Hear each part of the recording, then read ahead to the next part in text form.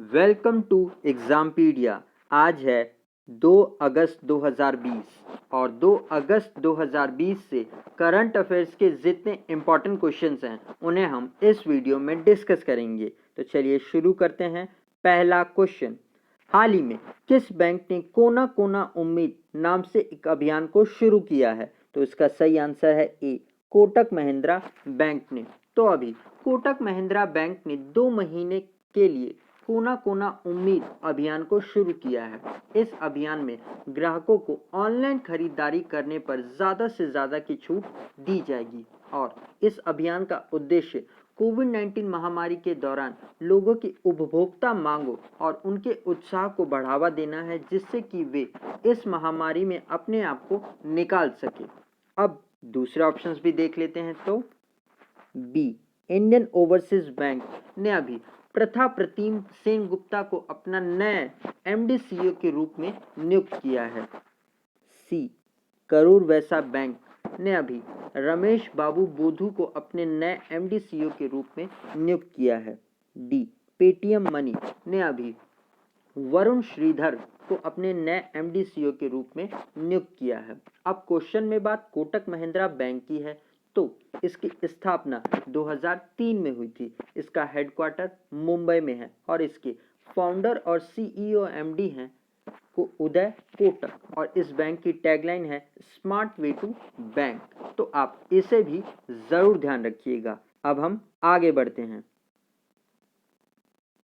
हाल ही में किस राज्य सरकार ने एक मास्क अनेक जिंदगी अभियान को शुरू किया है? तो इसका सही आंसर है डी, मध्य प्रदेश ने। तो अभी मध्य प्रदेश सरकार ने एक मास्क अनेक जिंदगी अभियान को शुरू किया है। इसे 1 अगस्त से 15 अगस्त तक लोगों को जागरूक करने के लिए चलाया जाएगा और साथ ही सार्वजनिक स्थानों पर बिना मास्क के पकड़े जाने पर चालान काटने के साथ ही उन्हें 2 मास्क मुफ्त में दिया जाएगा और एक मास्क बैंक भी स्थापित किया जाएगा, जिसमें लोग मास्क दान दे सकते हैं और उन मास्क को गरीब लोगों में बांटा जाएगा इस अभियान के अंतर्गत। अब क्वेश्चन में बात मध्य प्रदेश की हुई है, तो इससे जुड़े कुछ और करंट अफेयर्स के पॉइंट हम जान लेते हैं। जैसे कि मध्य प्रदेश सरकार ने अभी एक रोको टोको अभियान को शुरू किया था और मास्क के उत्पादन के लिए एक जीवन शक्ति अभियान को शुरू किया था, जिसमें मध्य प्रदेश की महिलाओं को घर पर ही मास्क बनाने के 11 रुपए दिए जाएंगे और एक किल कोरोना अभियान को भी शुरू किया था। और मध्य प्रदेश के बैतूल जिला में पुलिस कर्मियों द्वारा एक आसपास योजना शुरू की गई थी आत्महत्या की घटनाओं को कंट्रोल करने के लिए। और मध्य प्रदेश में ही मुख्यमंत्री शहरी पथ व्यवसाय योजना भी शुरू की गई थी और मध्य प्रदेश में ही रोजगार सेतु योजना भी शुरू की गई है और एक दीदी वाहन सेवा को भी शुरू किया गया है और एक बुखार क्लिनिक को भी यहीं पर शुरू किया गया है और मध्य प्रदेश में ही एफआईआर आपके द्वार योजना को भी शुरू किया गया है और मध्य प्रदेश सरकार ने पुलिस कर्मियों को कर्मवीर पदक से सम्मानित करने की घोषणा भी की है और एक चरण पादुका पहल भी यहीं पर शुरू की गई है और एक थैंक्स मॉब नामक वृक्षारोपण अभियान को भी मध्य प्रदेश में ही शुरू किया गया है और एक इंतजार आपका सोशल मीडिया अभियान को भी शुरू किया गया है मध्य प्रदेश में पर्यटन को बढ़ावा देने के लिए। और मध्य प्रदेश के इंदौर शहर में कोविड-19 के रोकथाम के लिए येलो कलर के डस्टबिन भी लगाए गए हैं। अब यहाँ पर मध्य प्रदेश की बात हो रही है, तो ये रहा मध्य प्रदेश का मैप। इसकी कैपिटल है भोपाल, जहाँ पर देश का पहला ई वेस्ट क्लिनिक खोला गया है। मुख्यमंत्री हैं शिवराज सिंह चौहान, गवर्नर जो कि नई बनी है इनका नाम है आनंदीबेन पटेल और ये उत्तर प्रदेश की भी गवर्नर हैं। यहाँ पर कई इंपॉर्टेंट नेशनल पार्क भी हैं, जैसे कि Bandhavgarh national park, Kanha national park, Panna national park, Satpura national park, Madhav national park, Pench national park, Van Vihar national park और संजय नेशनल पार्क। तो आप इन पॉइंट्स को भी ज़रूर ध्यान रखिएगा। तो गाइज, अगर ये वीडियो आपको अच्छा लग रहा है तो आप इस वीडियो को अभी ही लाइक करते हुए चलिएगा और अपने फ्रेंड्स के साथ इसे शेयर ज़रूर किया करिए। और अगर आप में से कोई इस वीडियो को पहली बार देख रहा है तो आने वाले वीडियोस के नोटिफिकेशन के लिए आप इस चैनल को सब्सक्राइब ज़रूर कर लीजिएगा और पास में आए हुए आइकन को ज़रूर प्रेस कर दीजिएगा, तभी आपको आने वाले वीडियोस के नोटिफिकेशंस मिला करेंगे। अब हम आगे बढ़ते हैं। हाल ही में आइवरी कोस्ट के नए प्रधानमंत्री कौन बने हैं? तो इनका नाम है ए हमीद बकायोको। तो अभी आइवरी कोस्ट के राष्ट्रपति एलेक्सा क्यूटेरा ने डिफेंस मिनिस्टर हमीद बकायोको को प्रधानमंत्री के रूप में नियुक्त किया है। इनको 8 जुलाई 2020 को प्रधानमंत्री अमदो गौन के अचानक मौत हो जाने के बाद इंतरिम प्रधानमंत्री के रूप में नियुक्त किया गया था, पर अब इनको पूर्ण रूप से प्रधानमंत्री बना दिया गया है। साथ ही ये डिफेंस मिनिस्टर का कार्यभार भी संभालेंगे। अब हम दूसरे ऑप्शंस भी देख लेते हैं। तो बी महदी होमू गुलेर, इनको अभी सोमालिया का कार्यवाहक प्रधानमंत्री नियुक्त किया गया है। सी हिचैम मचीची, इनको भी ट्यूनेशिया का नया प्रधानमंत्री नियुक्त किया गया है। डी गुलबेक बोनोव, इनको भी किर्गिस्तान का नया प्रधानमंत्री नियुक्त किया गया है। तो आप इनके नाम भी जरूर याद रखिएगा। अब हम आगे बढ़ते हैं। हाल ही में किसने बिहार में गंगा नदी पर महात्मा गांधी सेतु के अपस्ट्रीम कैरिवेज का उद्घाटन किया है? तो इसका सही आंसर है डी बी नितिन गडकरी जी ने। तो अभी केंद्रीय सड़क परिवहन और राजमार्ग मंत्री नितिन गडकरी जी ने वीडियो कॉन्फ्रेंसिंग के माध्यम से बिहार में गंगा नदी पर महात्मा गांधी सेतु के अपस्ट्रीम कैरिवेज का उद्घाटन किया है। इस ब्रिज की लंबाई है 5.5 किलोमीटर और ये 4 लेन की पुल है जो पटना में से हाजीपुर के बीच NH-19 पर स्थित है और इस पुल का निर्माण 1742 करोड़ रुपए में की लागत से किया जाएगा और इसमें नए स्टील डक सुपर स्ट्रक्चर द्वारा पुराने पुल के मौजूदा कंक्रीट सुपर स्ट्रक्चर को बदलना भी शामिल है और साथ ही ये पहला पुल है जिसमें मॉडर्न टेक्नोलॉजी का इस्तेमाल एग्जिस्टिंग स्ट्रक्चर को ठीक करने के लिए किया जा रहा है। इसीलिए ये क्वेश्चन ज़्यादा इम्पॉर्टेंट हो जाता है, तो आप इसे भी ज़रूर याद रखिएगा। अब हम आगे बढ़ते हैं। हाल ही में उत्तराखंड के मुख्य सचिव के रूप में किसे नियुक्त किया गया है? तो इनका नाम है ए ओम प्रकाश जी को। तो अभी senior IAS officer Om Prakash ji को 30 जुलाई को उत्तराखंड का मुख्य सचिव नियुक्त किया गया है। ये उत्पल कुमार सिंह की जगह लेंगे जिनका कार्यभार 31 जुलाई को समाप्त हो चुका है। अब हम दूसरा ऑप्शन भी देख लेते हैं। तो बी राजेश भूषण, इनको अभी स्वास्थ्य मंत्रालय में सचिव नियुक्त किया गया है। सी हार्दिक सतीश चंद्र शाह, इनको अभी प्रधानमंत्री नरेंद्र मोदी जी का निजी सचिव यानी प्राइवेट सेक्रेटरी नियुक्त किया गया है। डी पी आमूधा, इनको अभी प्रधानमंत्री कार्यालय में संयुक्त सचिव के रूप में नियुक्त किया गया है। तो आप इन चारों नामों को जरूर याद रखिएगा, ये बहुत ही ज्यादा इंपॉर्टेंट नाम हैं। अब हम आगे बढ़ते हैं। हाल ही में ग्रेट ईस्टर्न शिपिंग कंपनी ने अतिरिक्त और स्वतंत्र निर्देशक के रूप में किसे नियुक्त किया है? तो इनका नाम है ए उर्जित पटेल जी को। तो अभी ग्रेट ईस्टर्न कंपनी ने अपने बोर्ड में RBI के पूर्व गवर्नर उर्जित पटेल जी को 5 वर्षों के लिए अतिरिक्त और स्वतंत्र निर्देशक के रूप में नियुक्त किया है।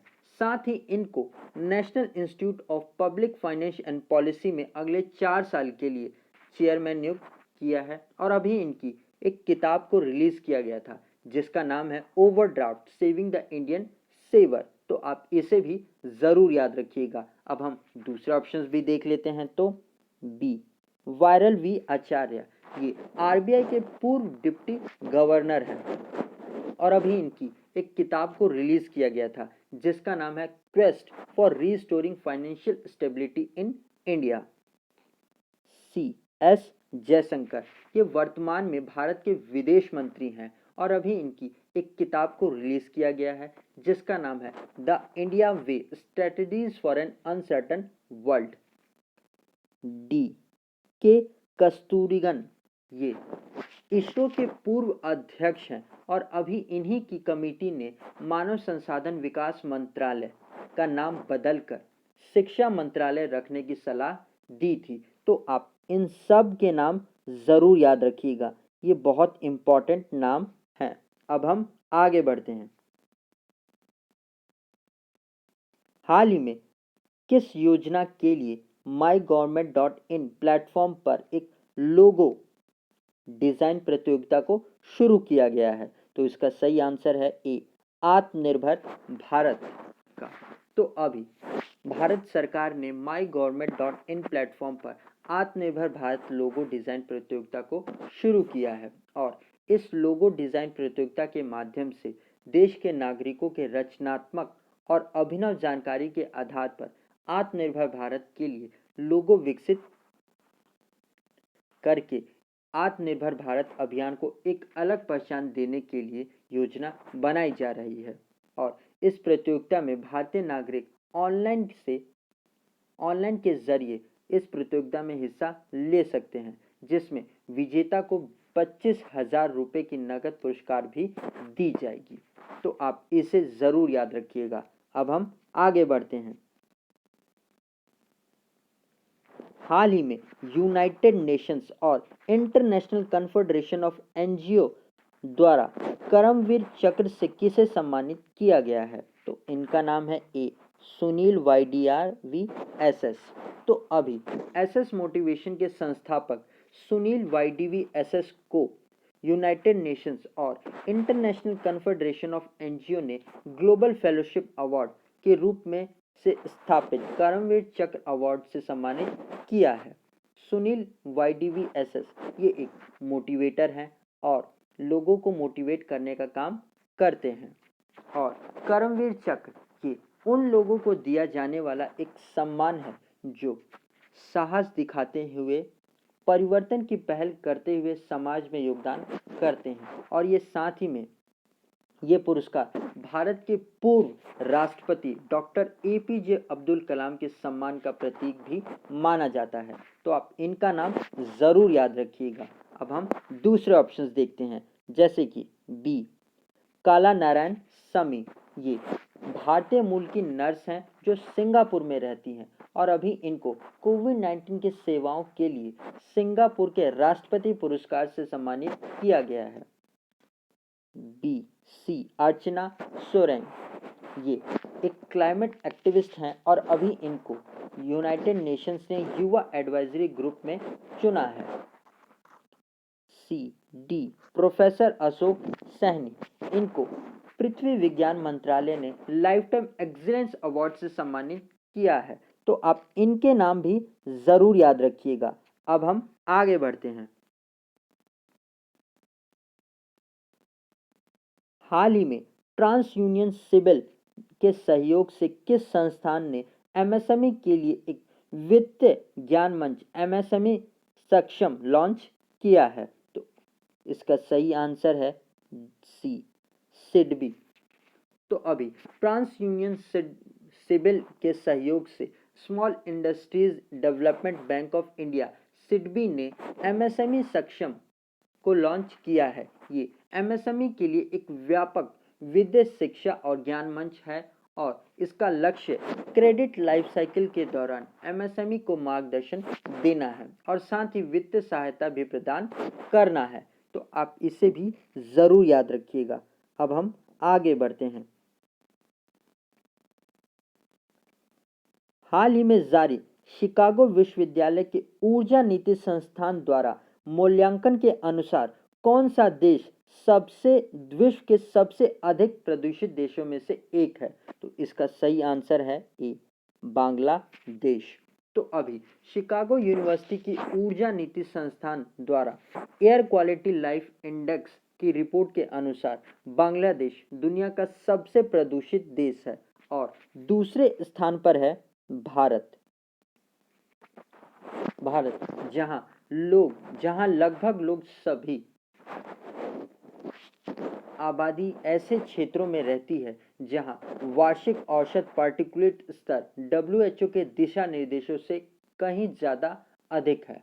और इस रिपोर्ट में ये भी बताया गया है कि 84% भारतीय उन क्षेत्रों में रहते हैं जो भारत के अपने वायु गुणवत्ता मानक से अधिक है, और भारत की 1/4 आबादी हमेशा प्रदूषण में के संपर्क में रहती है, जो किसी भी अन्य देश में ऐसा नहीं देखा गया है।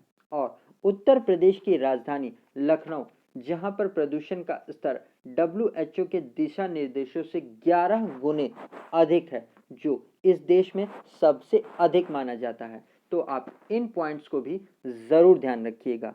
अब हम आगे बढ़ते हैं। तो गाइज, ये वीडियो आपको कैसा लगा आप ज़रूर बताइएगा कमेंट सेक्शन में। और अगर अभी तक आपने इस वीडियो को लाइक नहीं किया है तो अभी ही लाइक कर दीजिए, और अपने फ्रेंड्स के साथ इस वीडियो को शेयर ज़रूर करिएगा। और अगर आप में से कोई इस वीडियो को पहली बार देख रहा है तो आने वाले वीडियोस के नोटिफिकेशन के लिए आप इस चैनल को सब्सक्राइब ज़रूर कर लीजिएगा। और अगर आप में से कोई इस वीडियो का PDF लेना चाहता है तो आप हमारे टेलीग्राम चैनल से जुड़कर ले सकते हैं। आज के लिए इतना ही। Thanks for listening.